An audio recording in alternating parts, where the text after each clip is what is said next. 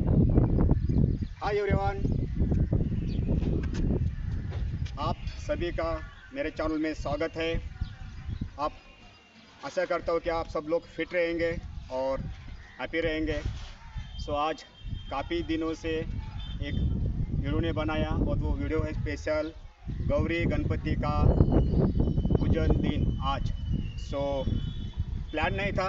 मुंबई से मैं उस्लाबाद में आ गया, जो कि डिस्ट्रिक्ट वर्धा में आता है। सैटरडे को टिकट निकाला, संडे का टिकट था। आज मंडे तो हम लोग जस्ट गांव में पहुंचे हैं। आज गौरी गणपति का दिन है। ये जो गांव है मेरा जन्म स्थान है। यहाँ पर आप देख सकते हो यहाँ पर।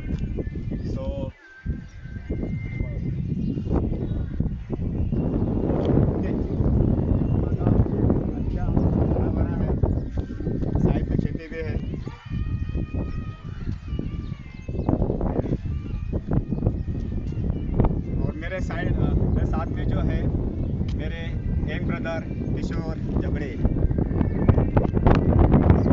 हमारे छोटे भाई हैं। जब हम छोटे थे तो थोड़ा अलग माहौल था अभी, लेकिन अब लेवल हो गए है ना। ये साइड में आप देख सकते हैं, लेफ्ट साइड में मेरे पास साइड में मस्जिद है। फिर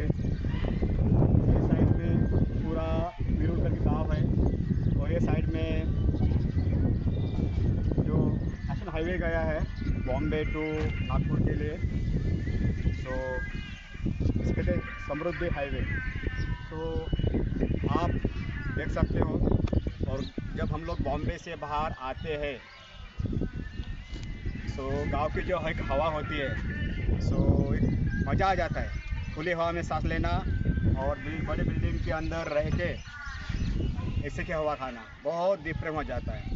अभी हम आगे भी आपको दिखाएंगे गौरी गणपति का जो पूजा होने वाले हैं। वो गौरी गणपति मेरे बड़े भाई के घर पे है और मेरे पिताजी को हम कुछ कहानी सुनाएंगे गौरी के बारे में। मिलते हैं आगे और चलते, आइए मेरे साथ।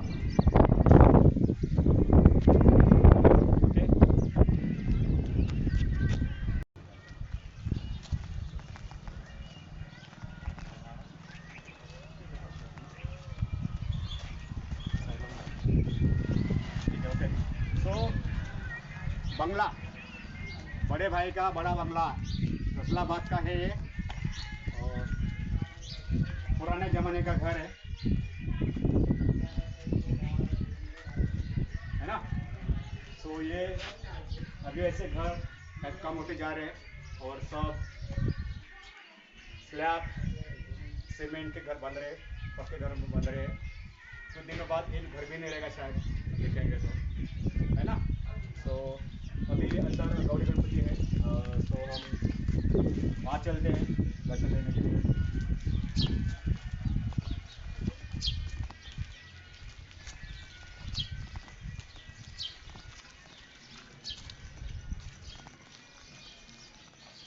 सामने आई माँ का मंदिर है सामने, और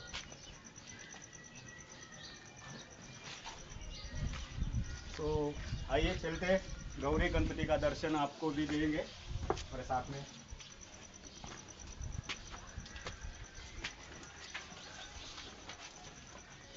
Welcome to my big house, not my house but brother house.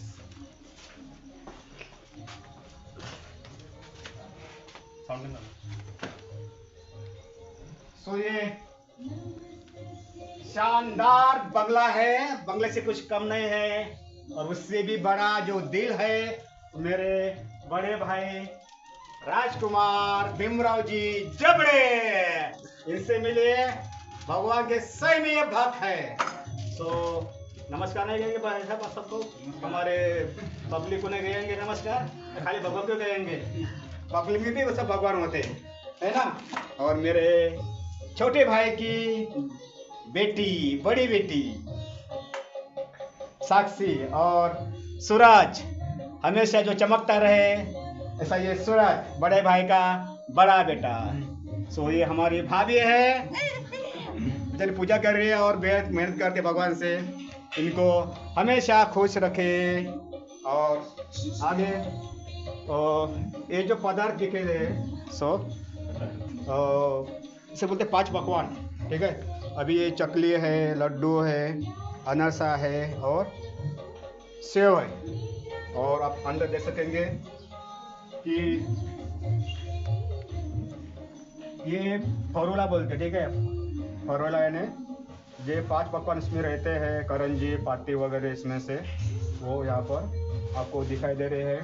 और आज कहा जाता है कि गौरी गणपति जो है, गौरी स्पेशल सर, ये खाली लेडीज लोगों के लिए है, यानी महिलाओं के लिए है। लेकिन ऐसा कुछ नहीं है, इसमें काफ़ी पुरुष लोग भी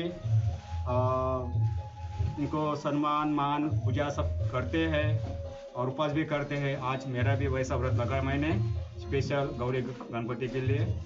सो मैं चाहता हूँ, मैं प्रार्थना करूँगा गौरी गणपति से कि सबका कल्याण करे, सबकी सब बुद्धि, सबको सब बुद्धि दे और सबका आरोग्य अच्छा रखे एंड सबको धनवान बना दे और सबको सही सलामत रखे। सो हमारे साथ में मेरे बड़े भाई हैं और वो कुछ 2 शब्द बोलेंगे आके, ऐसे मैं इनको विनती करता हूँ, है ना।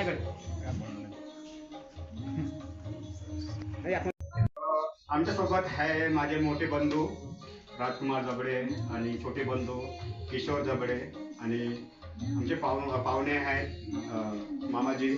सो अजून पाहुणे मंडळी यायचे आहे, ओके। सो आता मी हा व्हिडिओ हिंदी आणि मराठी का बोलतो, कारण मी मराठी आहे, ओके। सो हिंदी व्हिडिओ मी असं म्हणतो की सगळ्यांना समजावा, ओके।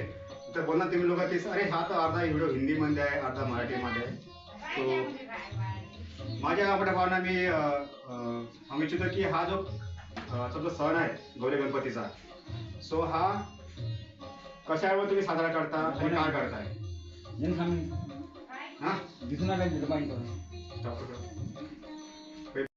सो तुम्ही हा जो गौरी गणपतीचा सण तुम्ही कधीपासून बसवत आहे आणि त्याचं महत्त्व काय आहे ते आमच्या पब्लिकना, आपल्या मित्रमैत्रिणींना सांगा।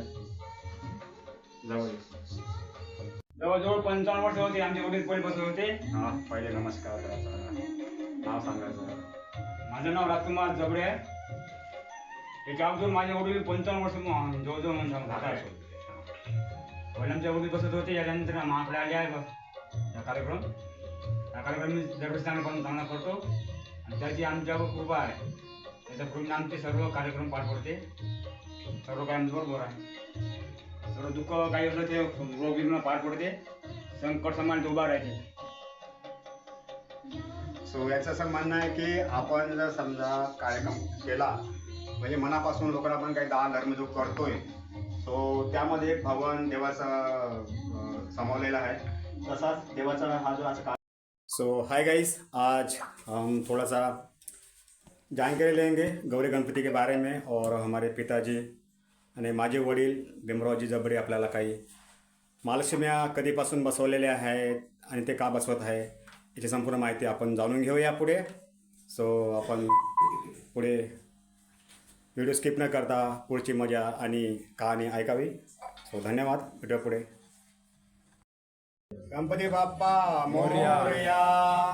सो आज उस्लाबाद या ठिकाणी आमचे मोठे बंधू राजू भाऊ भीमराव जबडे यांच्या घरी महालक्ष्मीची आज पूजा अर्चना होत आहे आणि आज पूजेचा दिवस आहे। आणि ह्या महालक्ष्म्या कशा बसल्या आणि कधीपासून सुरुवात केलेली आहे, सो माझे वडील भीमराव दाजेबा जबडे आपण यांच्याकडून सविस्तर माहिती जाणून घेऊया आणि याचं महत्त्व काय आहे आणि त्या कशापर्यंत आल्या याची संपूर्ण माहिती तुम्हाला देतील माझे वडील। सो बाबा, या ठिकाणी महालक्ष्म्या कधीपासून बसवण्यात आलेल्या आहे आणि का बसवत आहे याची माहिती आपण द्यावी। मी पूर्वी गाई तारत होतो। गाई तारता तारता एका यशोदा नदीवर असा मला एक मुकुटा मिळाला मग मी तो काही घरी आणला नाही. घरी आणल्याच्या नंतर माझे वडील मला आणायला पाहिजे नव्हता, पुन्हा का नाही आणला असा मला फोर्स करे. मग त्याच्यानंतर ते झालं. मग मी काय आणला नाही. मग त्याच्यानंतर काही दिवस गेल्यावर मी एका धनाकडे नोकरी करत होतो. नोकरी करत असताना मला 2 मुकुटे दिसले, ठेवून होते. त्याच्यासमोर नैवेद्य करूनच होता. कुठे दिसले? हा. कुठे दिसले म्हणा? त्याच्यासमोर नैवेद्य करून होता. बाबा हे जे मुकुटे आहे हे तुम्हाला ॲक्च्युली कुठे भेटले? आता मी सांगतो ना. हां. तर मग त्याच्यानंतर त्या बैलापैकी एक बैल गेला मालात. मी त्याला आणायला गेलो, बैल आणत पण तो मुकुटे गायब झाले तिथून. मग त्याच्यानंतर काही दिवसानं मग नंतर 1971 साली 71 साली मी एका धनाकडेच नोकरी करत होतो. तर त्याची बैल पोहणी लावासाठी मी वर्धा नदीवर गेलो. तिथं पुन्हा मला एकच मुकुटा मिळाला. पुन्हा तो एकच मुकुटा मी एका समजा शेल्यामध्ये बांधून घरी आणला. आणि त्या वर्षापासून 1971 पासून हे मी मुकुटे बसवणं चालू केले. त्याच्यानंतर मुकुटे विकत आणले. त्यावेळेस जोड 16 रुपयाचा होता मुकुट्याचा. तर 16 रुपयाचा जोड आणला आणि तेव्हापासून माझ्या घरी मुकुटे म्हणजे ह्या देवता चालू झाल्या.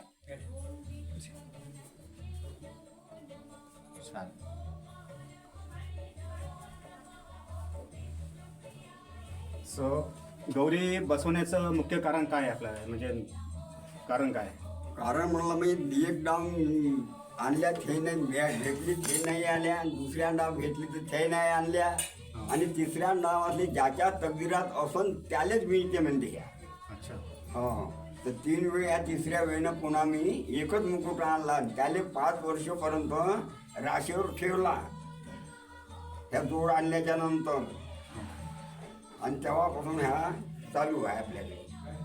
या मुकुटा आणताना तुम्हाला काहीतरी मध्ये चोराने वगैरे असं काही पकडलं होतं? नाही, तर त्यावेळेस तुम्हाला मग काय झालं होतं त्यावेळेस? हे तवाची गोष्ट नाही होय. हां. त्याच्यानंतर काही दिवसाची इथं पडेगावले असतो हां. तवा. तर त्यावेळेस चोर वर्धेपासून चोर मागा लागले होते. हां. तर तिथं उत्तम सावरकार आहे, त्याले सोबत घेऊन मी पडेगावले आलो. ओके. ते मागा लागले होते वर्धेपासूनच. हां. मग पडेगावले आलो. पडेगावले मग त्याच्या घरी भजन करणं होतं त्या दिवशी, म्हणून त्याच्यासोबत मग भजन मंडळ घेऊन मी त्याच्यासोबत गेलो. तेव्हापासून ही देव आपल्या घरी आहे. ओके. सो तुम्हाला याच्यापासून काय असं म्हणजे तुम्हाला काय फायदा झाला आतापर्यंत देव बसून वगैरे? काय अशी चमत्कार वगैरे असं कधी झाला आहे काय तुमच्या चमत्कार आयुष्यामध्ये? म्हणजे मग त्याच्यानंतर मग हा चमत्कार दुसरं काही नाही, आम्ही तेव्हापासून बसूनच चालू केल्या. हां. मग आहे चमत्कार आहे, त्याच्यापासून आपल्याला काहीच कमी नाही आहे. ओके. सो अशी हे कहाणी आहे गौरी गणपतीची.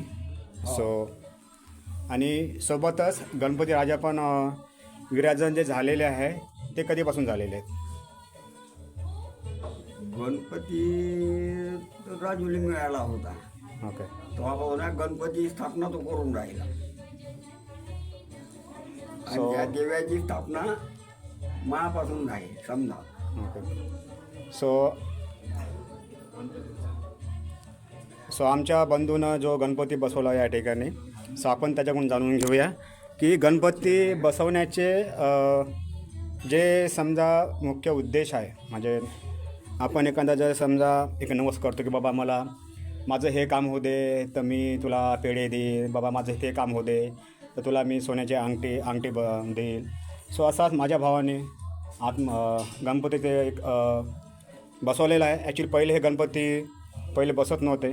सो याचा मुख्य उद्देश काय अजय भाऊ सांगेल मागं. पहिले मी म्हणत होतो लोक गणपती बसवते बा, 10 दिवस बसवते आणि विसर्जन करते 10 दिवसानंतर.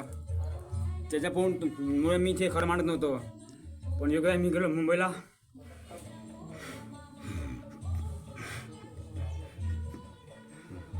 तिथं मला मुक्ती भेटली समुद्रावर आणि ते मी घरी आणले.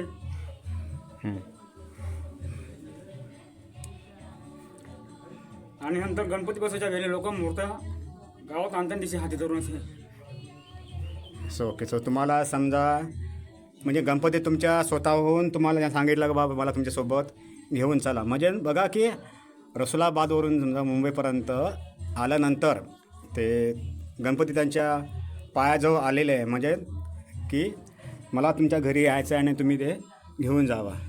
ठीक आहे. लोक विसर्जन करण्यासाठी बाहेर नेताना दिसते गणपती, पण मला असे गावात हाती धरून आणताना दिसत लोक गणपती. अशा बाहेर आणताना आणि सर्व गणपती जेवण देत होते म्हणून मी बसवलं गणपती.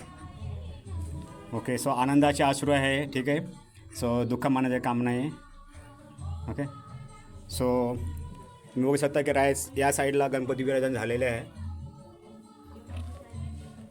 सो गणपती हा 10 दिवसचा असतो. सो आमच्यासोबत गौरी आणि गणपती सोबत बसवतात आणि गौरी हा 3 दिवसचा असतो आणि गणपती 10 दिवसचा. सो सूरज ही आरती आपण म्हणतोच. सो ही आरती कुठून कोणी केली वगैरे आपण लिहिलेली आहे असं काही आहेत का? आरती वगैरे म्हणजे म्हणतोय सोन्याच्या पावलाने महालक्ष्मी कापुराने ऐकलेली आहे. ऐकलेली आहे. ओके. सो सोन्याच्या पावलाने महालक्ष्मी आली अशी ही आरती असते. आपण पुढे आरती तुम्हाला दाखवू आणि त्या आरतीमध्ये काय काय ते शब्द आहे आपण जाणू शकता. ओके. सो आपण पुढे भेटूया आरतीमध्ये आणि धन्यवाद. आपण हे सगळं ऐकत आहात आणि आपण परत समोर आरती म्हणा आहे. परत संध्याकाळी जो कार्यक्रम आहे महाप्रसादाचा. सो महाप्रसाद गावामध्ये पण बऱ्याच ठिकाणी असतो आणि प्रत्येक घरामध्ये तसा जवळपास गौरी गणपतीचा कार्यक्रम असल्यामुळे असतो. तो आता थोड्या वेळात आपण आरती सुरू करत आहोत. भेटूया पुढे. धन्यवाद.